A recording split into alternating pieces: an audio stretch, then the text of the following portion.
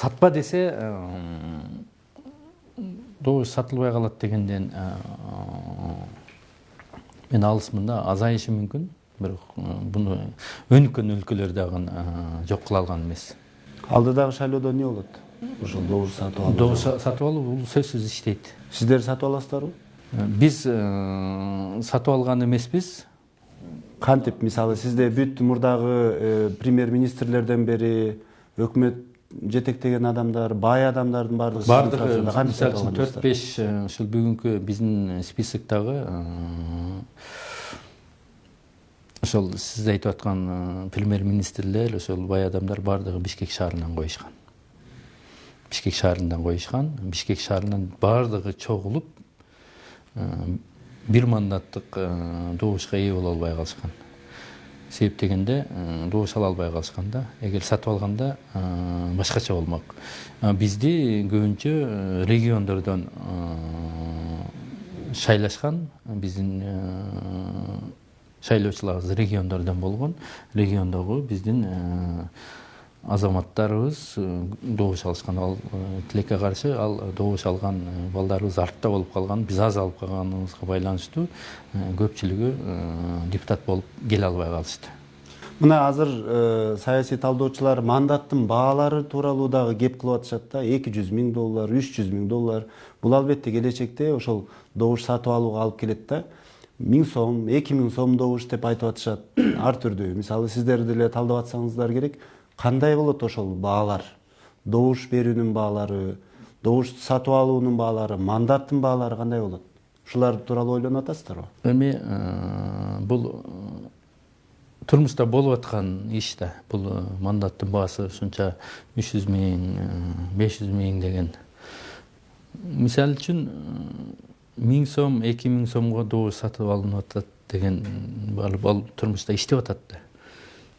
2000 сом болсо, мына 5 жыл 360 күнгө көбөйтсөңүз, 5 жылда 1800 күн болот.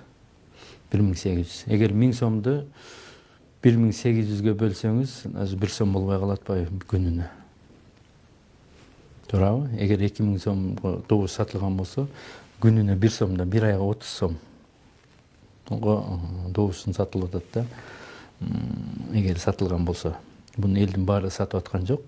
Ошондой бир слой бар да. Эми аны турмуш баардыгыныкы жакшы эмес да. Саясатчыларга ишенбейчүлүк бар биринчиден. Булар шайлайт кетет, кеткенден кийин буларды көрбөйсүң 5 жыл. Ушу бүгүн ошо 1000 сомун, 2000 сомун алып алайын дегендер дагы жок эмес да. Жок дегенде бирдекесин бир карызын төлөп алат же бир нужнасын бүтүрүп алат.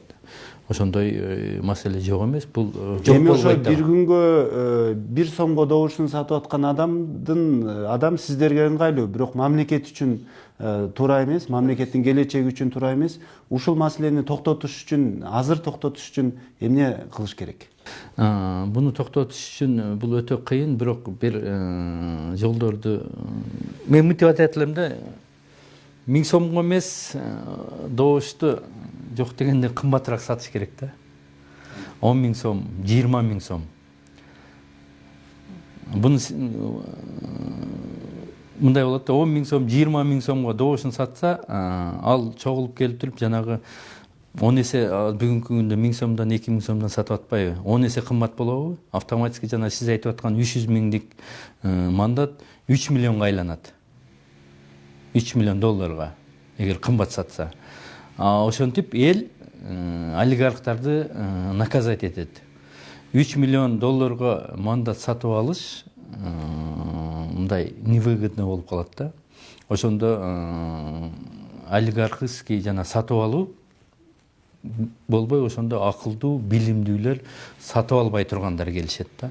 Ушундагы добуштарын сатып аткан шайлоочуларга бааны кымбаттаткыла деп кымбаттатып. Мен айтып атышпайбы, сатпагыла деп. Добушуңа 2010-жылы, 15-жылы ага чейинки шайлоолордо ушул нерсе болуп келатат да. Анан 20-жылы болбой калат деген менин арымча бул жөн эле популисттик ачкыйкырык да.